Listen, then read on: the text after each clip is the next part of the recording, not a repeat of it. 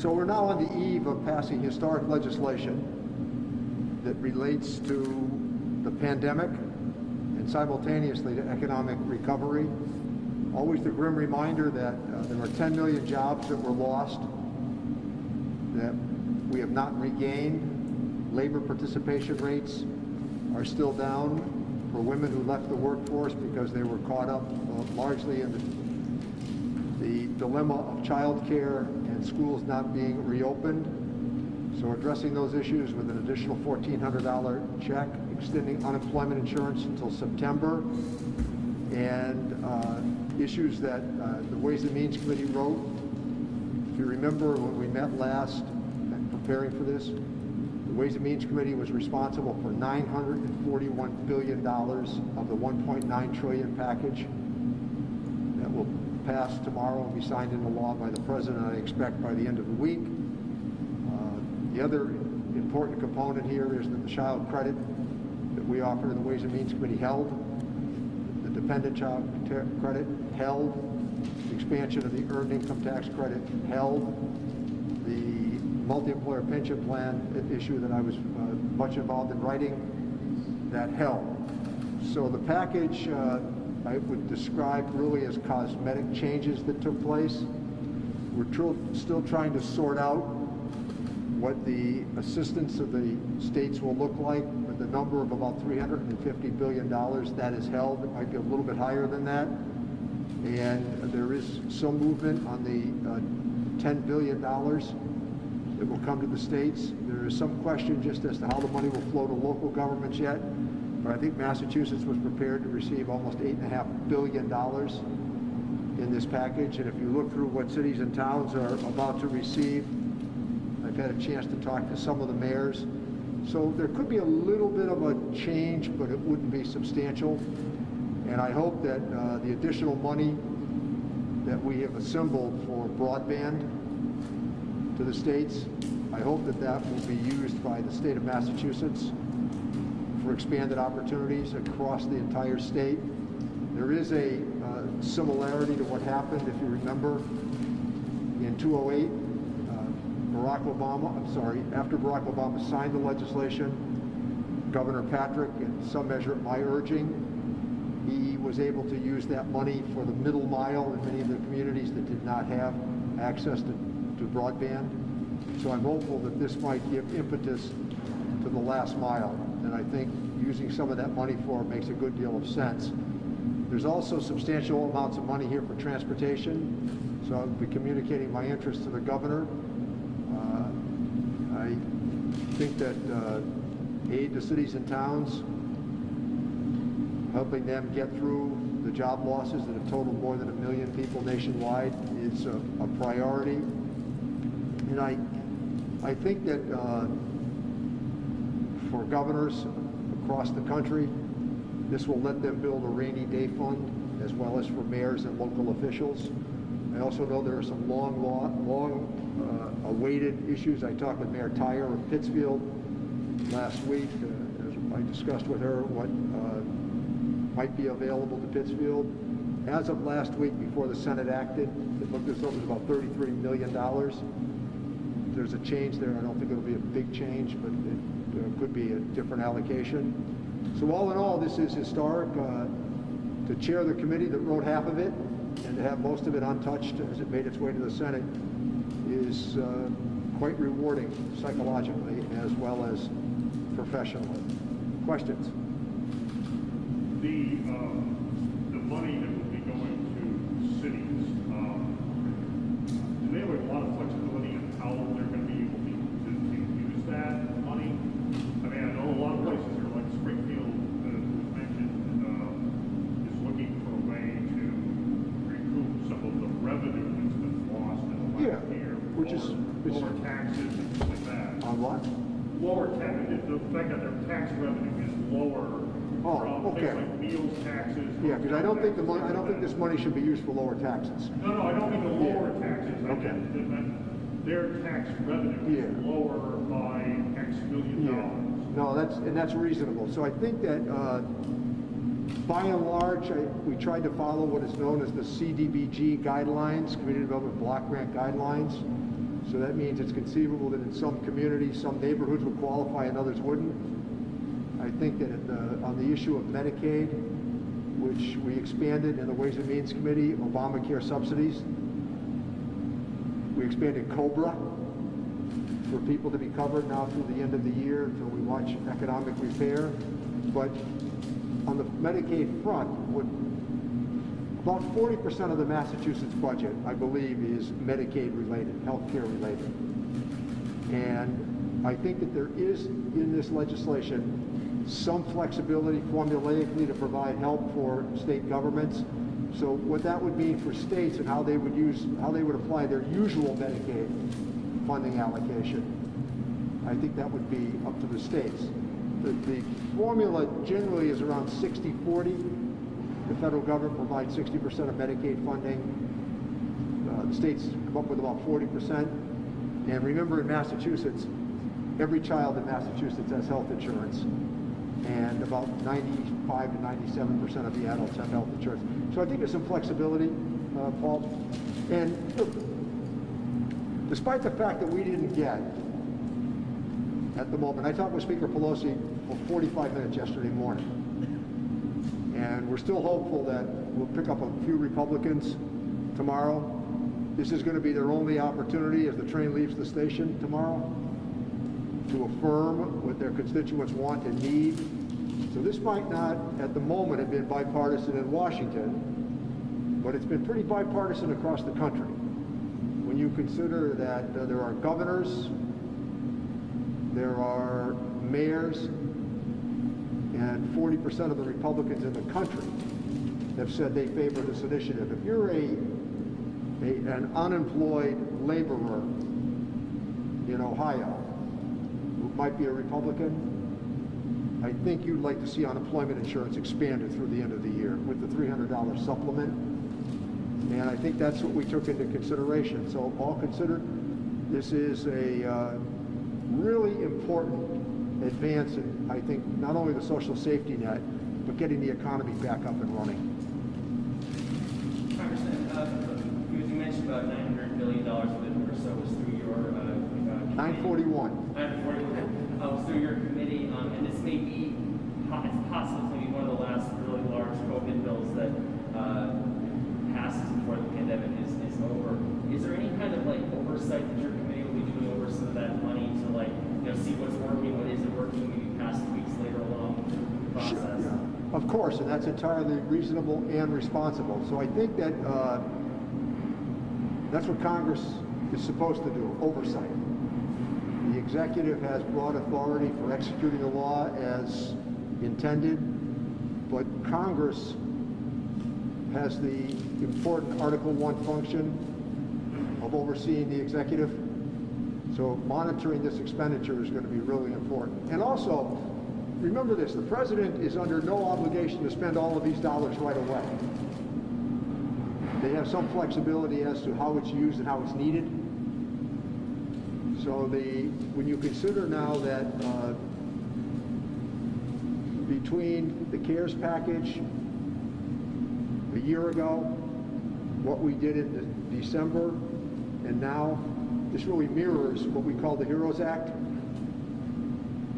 And I think that if the economy starts to improve, then the president and governors and others are going to have some flexibility as to how they address some of these long-term issues. Congressman, you are sure that the legislation is going to pass the House, right? 100% sure. So, why do you think, if you could sort of guesstimate what folks I think GOP lawmakers are not behind this, what's your sense in terms of their strategy? I don't think they'd care for the idea of me speculating what their challenges are, but let me do it anyway. I think that they gambled that the $600 billion offering that they put forward would lead to a negotiation. I think the president said, I'm open to the discussion based on the meeting he had at the White House, but if you're locked into $600 billion, I now have the votes do 1.9 trillion. So I think they perhaps underestimated his determination to go forward on this. We all would have liked to have avoided the reconciliation process. I'm hoping that it'll be used sparingly. There's a lot of other conversation in the backdrop here as it relates to the filibuster. And now as we get ready to go to infrastructure, the president has made it clear that's up next. So I would prefer that we do infrastructure short of reconciliation. But the reconciliation process worked pretty well here based upon what the House did. And I think that the president did not want this long and drawn out. And I think that Republicans perhaps underestimated his determination. I know that for many Democrats, the $15 minimum wage was a big factor. Now that's off the table. Is that dead? No, it's not dead. And I again talked to the Speaker extensively about that. I think it's likely in the House in the next couple of 3 weeks you will see a standalone vote, and it'll be moved over to the Senate, and then the negotiation will begin. There were 2 senators who said they were not for $15 an hour, and then there were 8 Democrats who voted against Senator Sanders' amendment in the Senate to go to $15 an hour. So it strikes me, just again with speculative analysis, that there's a negotiation that will up the minimum wage to what number I don't quite know. I mean, Massachusetts, I think, is at $12.75 with a goal in 2 years of going to $15 an hour. So I think that there's impetus for the negotiation to begin. Mitt Romney's already said that he's for moving it from $7.25 to $10 as a negotiating position. I think it's going to go up well beyond that. What will the bill do to the labor markets over the next few months? Well, labor markets have flattened. And if there's one ringing understanding of what happened in the pandemic about our economy, it's the people at the top could hold on and do well. The people at the bottom are the ones that lost their jobs. The people at the bottom, who we describe frequently as essential workers, great harm was done to them. The layoffs, the lost jobs, which in a lot of ways, incidentally, I'm not naive, I think a lot of the jobs that were lost are not going to return.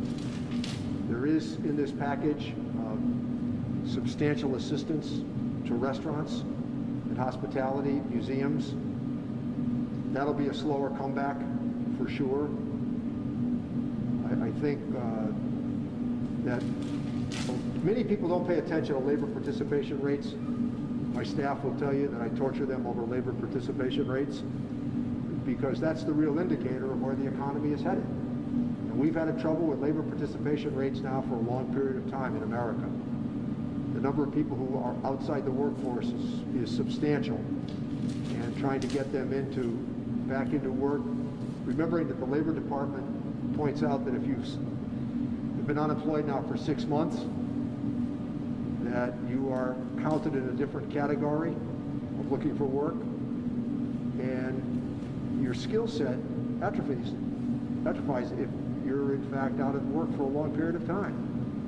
So I think that oftentimes when you see an announcement on labor, it's not always the best announcement. Janet Yellen, who the Ways and Means Committee will meet this week, she said that she believes that and I've talked to her twice since she became secretary, she's all in on this package. She said that she believes that the unemployment rate in America is closer to 10% than it is to 6.3%. The problem with labor markets is they don't count people that stop looking. They're not in the statistical variation. So what's going to be the impact of cutting off the unemployment extensions in September versus the end of the year? The House had it going to the end of the year and the Senate. Well, I think it gives you a chance to take a look at what labor markets look like again. And remember, that's what we did in the original CARES package. In the CARES package, we were trying to buy time. And I want to say this as assertively as I can. The CARES package saved the American economy. Economists left, right, and center all say that the American economy was saved by the CARES Act. You can't find business people, some of the most conservative business people I know who are friends of mine, they agree with that statement. Congressman, I was just curious, a little weeds, whatever. You mentioned transportation before, and I know that, like, you know, Amtrak has cut back some of its services as a result of the pandemic. Do you have a sense of, like, you know, if we're going to start seeing some, you know, return to normalcy among some of these, you know, maybe not just Amtrak, but that's just the most prominent ones. Like, we don't have daily service back and forth to Boston anymore. It's like 3 times daily right now. So one of my priorities, and we're in the midst of planning for it now, is to begin a more formal conversation with the governor and the state over improving rail transportation from Boston to Worcester to Springfield on Pittsfield. And I think that that'll be a very important part of the infrastructure package. But there is money in here for transportation as well. And my guess is that, well, let me put it this way. Amtrak has held its own with federal funding through this COVID. I hear the CT rail every morning from my home, every morning. And I know that some days there are not a lot of people on that train. But Amtrak funding has held up. The argument over Amtrak is short duration travel and long travel. That's one of the problems. So I think there's some room here for Amtrak to make some much needed improvements in rail transportation as well. So, I mean, transportation's complicated. But if you want to improve productivity, which is the best way to improve quality of life, a major investment in transportation makes a good deal of sense. Is there a timeline on the transportation package, the transportation infrastructure package? I intend to have this conversation with the governor forthwith.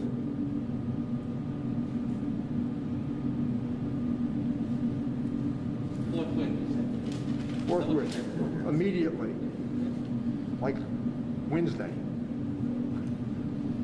On a slightly related topic, why are you calling for an extension of the federal income tax deadline? Why aren't I? Why are you? Well, I mean, I think that it makes some sense, but the commissioner has said that he believes that tax collections are on time. And in Massachusetts last week, pleasant surprise. I think that they were ahead of last year by $320 million. I don't think that it's likely that there's going to be an extension. You'd like to see one, though? I would like to see one for those who need it. I think that, what did we move it to last year? It was July, I think? June or July. So the IRS has not made any indication that they're about to extend the tax filing season, which is now 6 weeks away. is that something Congress might intervene on as well? There's not any stirring about it at the moment.